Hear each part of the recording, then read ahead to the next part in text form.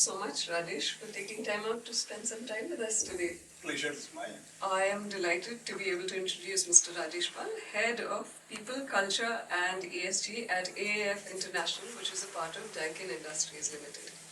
Rajesh is known for his work in HR transformation, culture building, leadership development and ESG across diverse industries. His perspective blends people strategy, capability building and purpose-driven leadership, offering valuable insight into talent and culture shifts shaping Karnataka's workspaces. Thank you for being with us. Pleasure. To begin with, let's talk about leadership evolution, right? How has your leadership philosophy evolved across 25 years of multi-sector HR transformation? Not making 25 years seem like too long, just 2 decades and a half. Yeah. So, my experience evolved from a time where the HR or the leadership was more of a control loop. Right. That was the time where the HR and the leaders were controlling what time people are coming, what time people are going, and then HR work was more of a personal department, controlling the files, controlling the canteen, the housekeeping, the time office, payroll compliances. All those were the era where I started working in that. Fear was the one aspect which was getting the things done. By the fear, we should get the work. So it was fear of people towards HR or HR's fear of what people would say? Fear of that my boss is coming. Yeah. Fear is my boss is watching me. When my boss is not watching, probably I am not working. So leadership was more of a controlled phenomena. What time you are coming, what time you are going, whether you are productive or not, that was not prime focus. Over a period of time, I saw that manufacturing is the name of precision, accuracy. If you see the engine components require a lot of precision.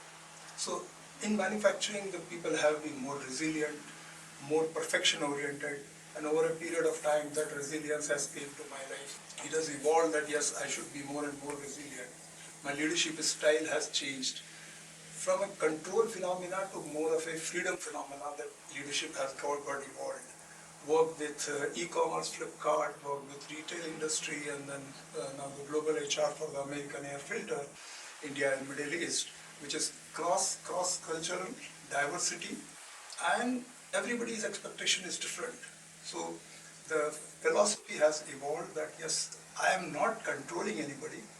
People are controlling my leadership and how I can get along with the people to get the things done. Right, and I think you talk about a cross-cultural team, right?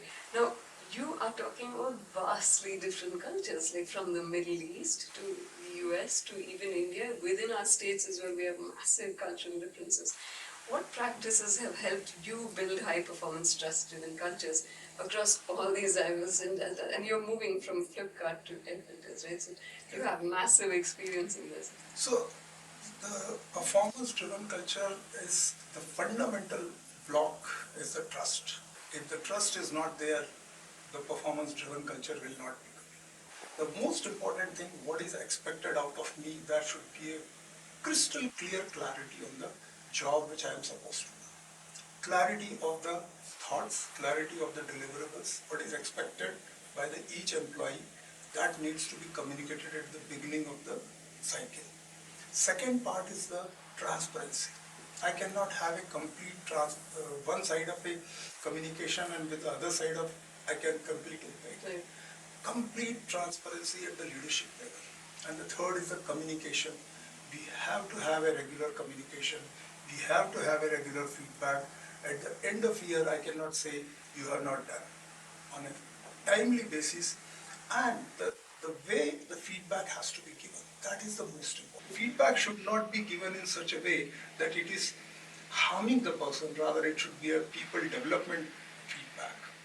Right, and I think also different cultures, people take feedback differently. So the way it's put across has to be extremely different. Absolutely. And you have to be more careful about how you speak with your team, right? Absolutely. I'd like to bring one point. We have a philosophy at American Air Filter in Daikin. We have a philosophy, PCM, that is people-centered management. Yep.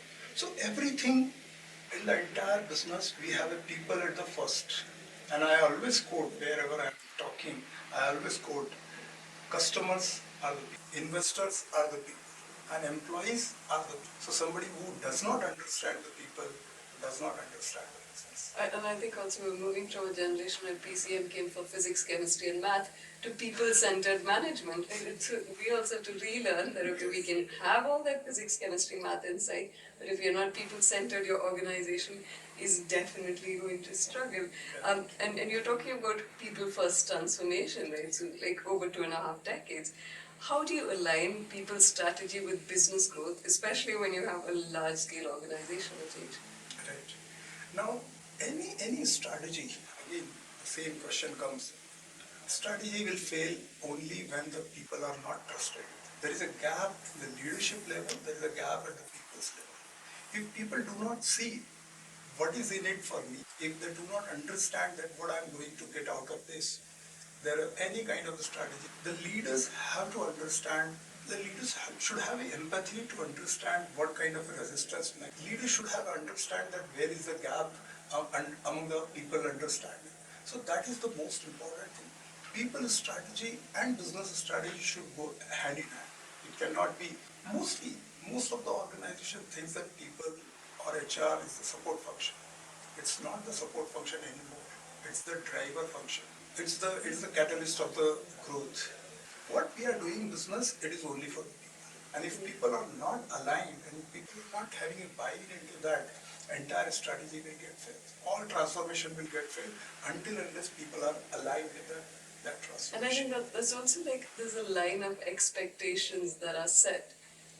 So when we're talking about say our ESG priorities, reshaping workforce expectations, especially when you're looking at leadership behavior today, how do you think that changes? So nowadays, if you see, the era has gone when people were just trying to work. People are trying to connect with bigger purpose. Why I am here, what I am trying to do. Am I doing something for the society? Am I doing something for the planet? So my concept of business is 3P.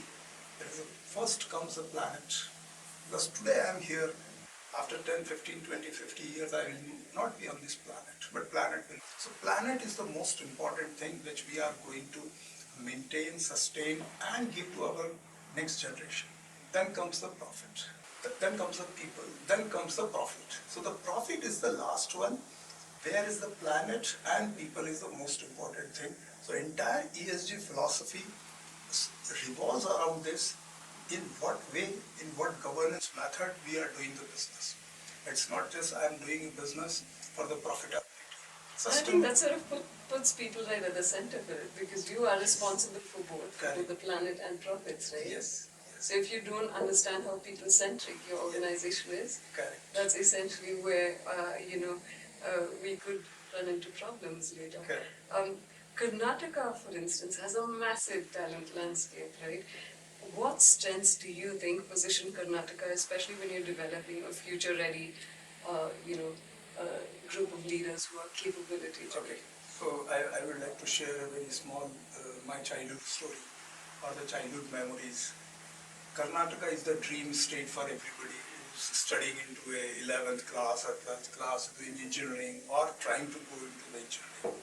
Karnataka, particularly the Bangalore, is the startup capital of it. It attracts not only because it is just a capital, it gives that kind of vibes of startups. It gives that kind of a talent growth. It gives that kind of a opportunity to all the people's entrepreneurs mindset that yes, something can be done here. Even a small ideas can grow here because the vibes are like that. It has ample of talent. Talent learns fast, talent grows fast, and talent not only thinks locally, they solve the problem globally. That is the most important. The innovation hubs, innovation incubation centers, that are tremendous. So the Karnataka is having that kind of a energy, positive vibes, and the environment for making it successful. I think I really like it. Think local, solve global, and I think that really sort of puts into perspective what Karnataka has been in for decades, right from when we first got computers to where we are today. Because we've always had a huge, pool of talent that we're able to solve global problems, and I think there's never going to stop being that buzz of seeing someone's name from Bangalore up on the screen, even when you're looking at movies, anything, you know. I think that's the wonderfulness of where we are today.